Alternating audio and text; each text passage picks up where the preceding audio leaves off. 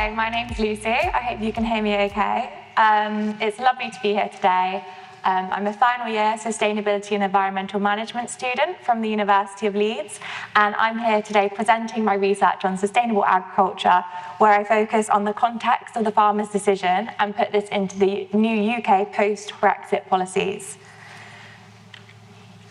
So the UK is currently showing a political shift within agriculture, and this was seen with the Prime Minister presenting for the first time since 2008 in the NFU conference, and also with farming being brought up in 2 parliamentary debates in February. This is also seen across the EU with recent backlash in the news with farmers protesting across the EU. And whilst this isn't particularly mentioned within the scope of my research, it's really important to see that there is disparity between farmers and policy, not just within the UK borders, but also throughout the EU as well. So that being said, what is my research? So there are 2 main aspects to my research. And so firstly, it's Brexit, which happened in 2020 and has meant the loss of key EU funding, which has underpinned the UK agricultural policy for decades. So this has created an opportunity for new UK policy on agriculture and for an opportunity to analyse the policy's effectiveness. And secondly, there's currently research into why a farmer makes a decision. For example, if a farmer feels it's morally the right thing to do to implement more sustainable practices. However, there's a gap in research about how the context that decision is made can influence the farmer's likelihood to adopt this practice. For example, they might think it's morally the right thing to do, but if they have 4 children, they might not have the time to then implement that policy. So this is where my research comes in, where I'm investigating the farmer's what the context of the farmer's decision is, and then how this can be fed into post-Brexit policy. So these are my research objectives. So firstly, it's to identify the influence the context the farmer's decision has on the adoption of UK sustainable agricultural practices, and secondly, to analyse how these contextual factors can be implemented into new UK policy post-Brexit. So my research is framed using the boundaries from the Rules Behaviour Boundaries framework.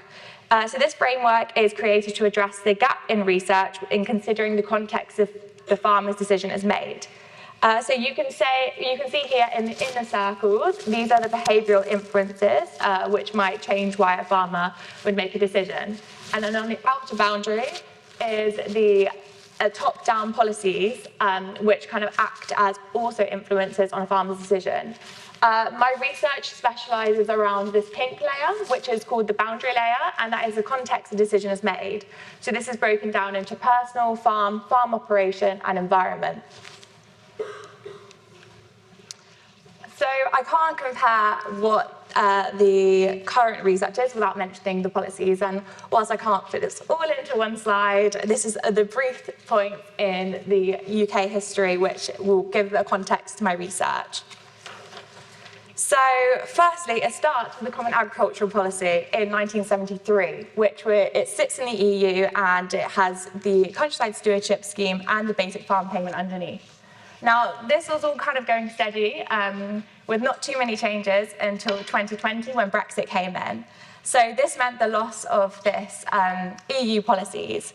So to combat this, the UK brought in the UK Agricultural Act in 2020, which acted as a legal framework for the UK government to bring in new policies.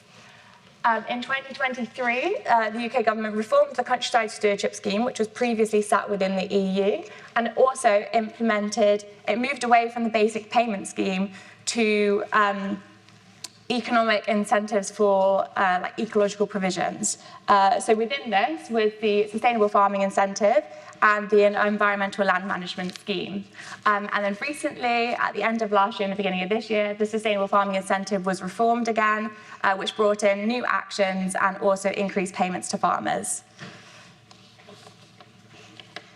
So my research used Devon as a case study.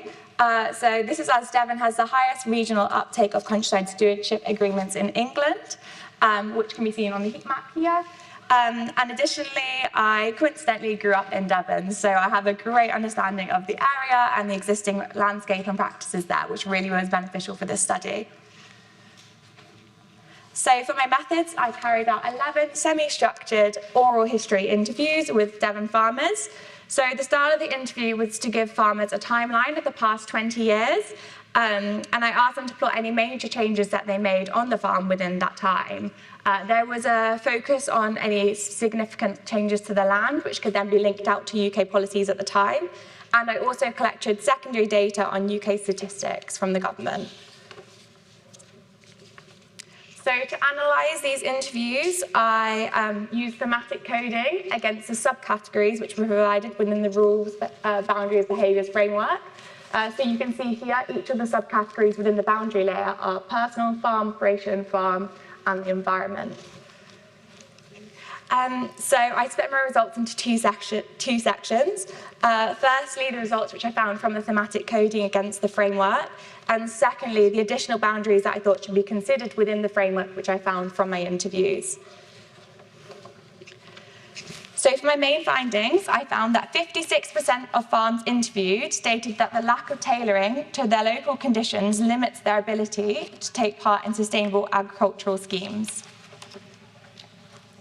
There was also unanimous agreement that farmers could not adopt to sustainable agricultural practices if it was not economically viable.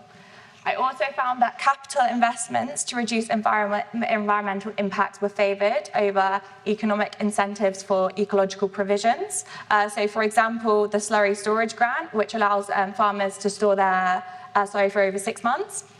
And all farms agreed that they're more likely to implement sustainable agricultural practices on less productive, undesirable regions. So therefore, I found that soil conditions can act as an enabler and barrier to sustainable agricultural practice adoption.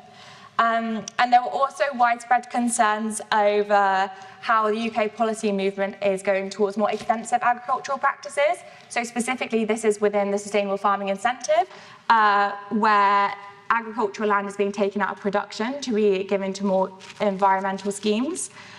So this was fueled with global food insecurity, linked to climate change, and also commodity increases from the Ukraine and Russia conflict. And I also found that 64% of farms felt government information on sustainable agricultural schemes were not clear. Thank you. So within my research, I applied the boundary layer from my framework, but I also added my own findings as additional boundaries to consider. So within this, I found that the generation of farming was a significant enabler and barrier to sustainable agricultural practice adoption.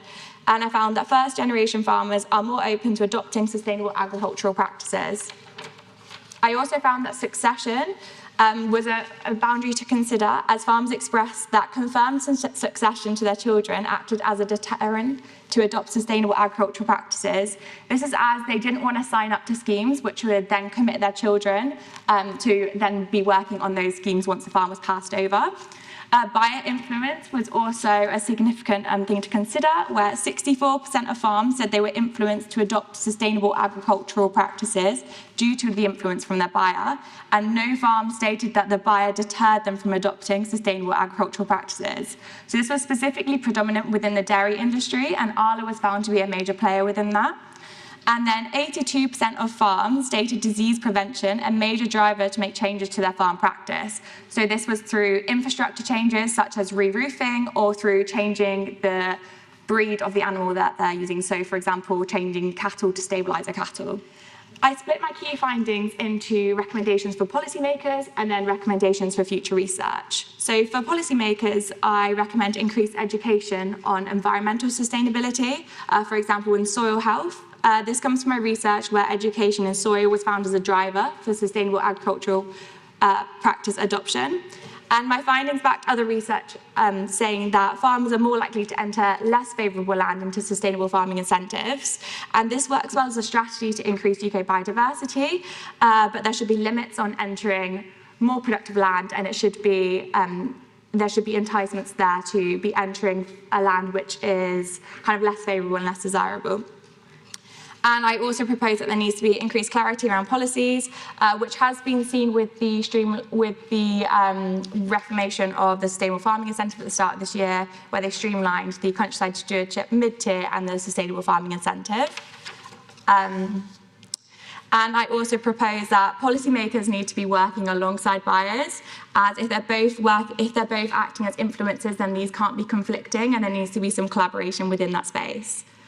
So for future research, I recommend that this same research design and framework is applied to other regions of the UK to see whether there's any trends or disparity, and then also to wider EU regions. As I mentioned previously, that is currently a backlash within that scope, so it would be great to see what their findings are and to see whether there's any differences there. And I also believe that quantitative analysis is needed to analyse the significance within the trends that I have picked up on. So to conclude, the context of the decision does in fact influence the likelihood of sustainable decisions to be made, and therefore needs to be considered when planning policies in this space.